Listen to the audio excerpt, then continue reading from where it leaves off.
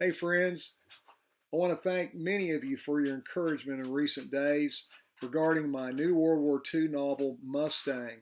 You know, for a writer, having a new book come out, especially one you've worked on for a long time, well, there's some similarities to waiting on a child to be born. In fact, the incubation period for Mustang was a lot longer than 9 months. I can take it back well over 30 years to a fall day in 1986 when my brother Paul and I went to an Oklahoma Sooner football game, being OU alums, both of us. And the main thing I remember about that day was the halftime ceremony. It was actually a rather unique ceremony for halftime. Uh, Not that many people were paying close attention at the beginning of it. It was a hot day. Folks were chatting. People were getting up and going back and forth for refreshments. But as the ceremony went on, the audience began to pay attention.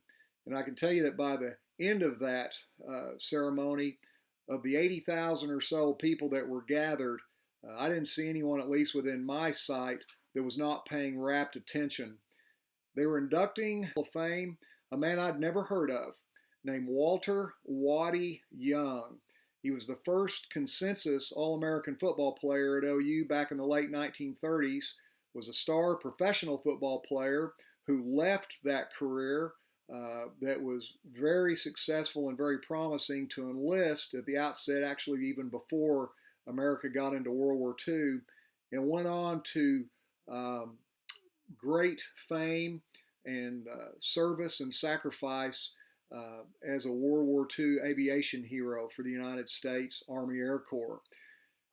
After that day, in fact, I remember at the end of that ceremony, my brother looked at me, kind of shook his head, and said, "That was a different generation." And indeed, even in the 1980s, we knew that was a very different generation, the generation that had gone through so much, that had lost so much, that had sacrificed so much through the Great Depression in Oklahoma, the Dust Bowl, and of course, World War II, the most horrific in human history. 3% of the world's population died in World War II. This story of Waddy 1986, and in 1989, I finished a screenplay that told his story. John Dwyer was far from being published at that point. Nobody was waiting on anything from me to be written or read. So as it turned out, it was actually a kind of but my interest retained and stuck with me. And in the 90s, as I did get my first publishing contract and my first books began to come out, I never lost in the back of my mind the desire to tell the story of Waddy Young. But as I continued studying history, as I taught it, reading it as I had my whole life, being raised in a home that revered history, American patriots and heroes, I began or continued to learn not just about World War II, but about events that I hadn't known about before. One of those is involved in one of the climactic scenes in Mustang, and that's the famous February 1945 air raid on the beautiful city of Dresden, Germany. So all of this conspired to, by 2001, I was writing a story, and again, I put it in screenplay form, primarily so that I could get the guts of the story out on paper. And at that point, a character entered into the scenario named Lance Remington, who was an American aviator, and he was best buddies with Waddy Young. And there were German characters in there on the Dresden front, Winston Churchill and his air marshals and generals.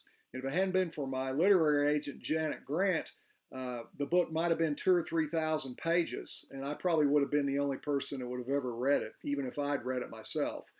But with Janet's help and that of a lot of other folks, gradually over the next many years, keeping in mind that was 2001 that the screenplay Dresden came out, by the year 2015, with the help of a wonderful editor named Carolyn Goss, uh, uh, we had a visitor to our Oklahoma City writers group named Casey Cowan, who was the publisher of Ogma Creative Media and its historical novel imprint, Tyree Press. And first thing Casey told our writers group was just want to make sure we realize they didn't take any unsolicited manuscripts, so he didn't want any awkward situations where we might get our feelings hurt asking him to read something. Well, after that talk, Casey and I realized we had a hero in common. That was Herman Wouk, the American author of Winds of War, War and Remembrance, and other great American novels. So I went up afterwards to visit with him about it. Casey made the mistake of asking me what I'd been working on, if I had anything ready. And that led into a conversation that not too long after that led into a publishing contract for what became two novels of mine, Shortgrass, which many of y'all have read, and won the Will Rogers Medallion Award for 2017 for inspirational fiction, and then Mustang, the sequel. And let me hasten to say you don't have to have read Shortgrass to enjoy Mustang. But here we are, 2019, on the brink of Mustang coming out. And I want to say, as I close here, that as I look back over this 30-year period, what is the message? As an author, hopefully I've got a message. What's the driving thesis of Mustang? And I thought about that a lot. And as the book gets ready to come off the press, I think that it is ultimately, here at this late stage in my life, a sort of testament of all that I've learned in life through many mistakes, many sorrows, many joys.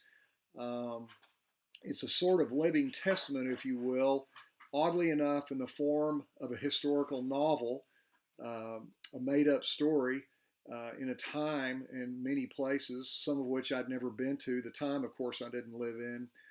But it actually tells, best as I could in my sort of storyteller's madness, what I've learned and what I want to pass along. And at heart, Mustang is actually, even though it's a war novel, it's a love letter. And it's written in two different directions. It's written backwards to the people that made the story, the people that made our country, the people like my father, John Adams Dwyer, who went to the Pacific Theater.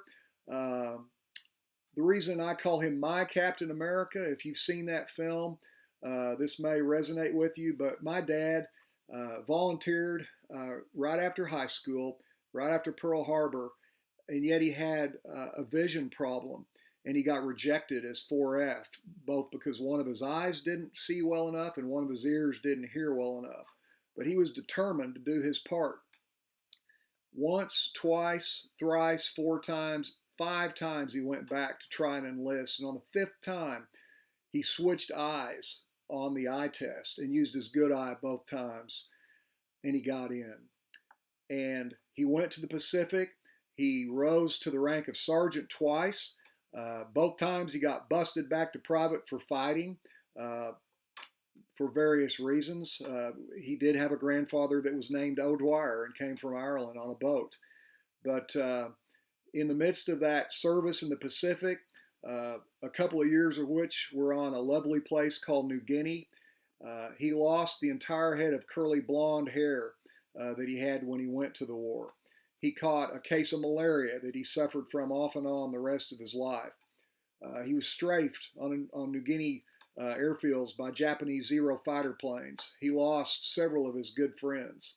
And when he got back and married my mother, she recalled that till the end of his life, he would periodically have horrible nightmares she would wake him up from, and she would ask what they were about. And of course, she figured out after a while they were about the war. And she wanted him to tell her about it. And he would always say, one day I'll tell you all about it. Well, at age 35, he passed away. And the doctors told her that, as with a lot of guys during that period of time, the stresses and the diseases they got in places like the Pacific and others during World War II contributed to their early demise.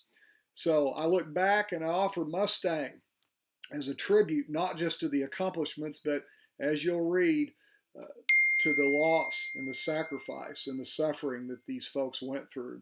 But I also point it forward to people, my little grandson Luke, mighty man of valor, almost 3 going on 4 years of age now.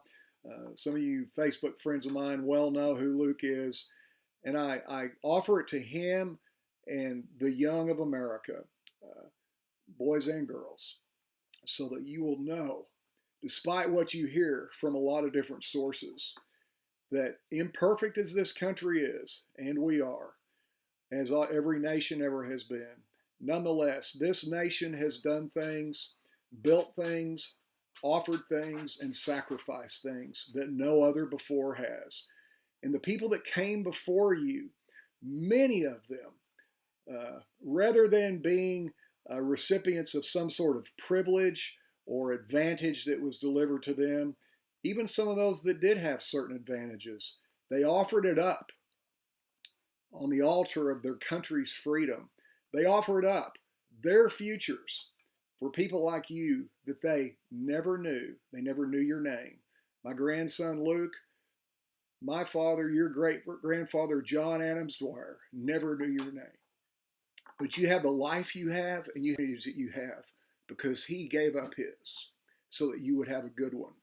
So I hope you enjoy Mustang. I thank you if you're still listening to this obviously very unpolished, very unrehearsed message from my heart to some of you and others that I care very much about and that I've tried with the best I had to tell their story. Thanks, and God bless you.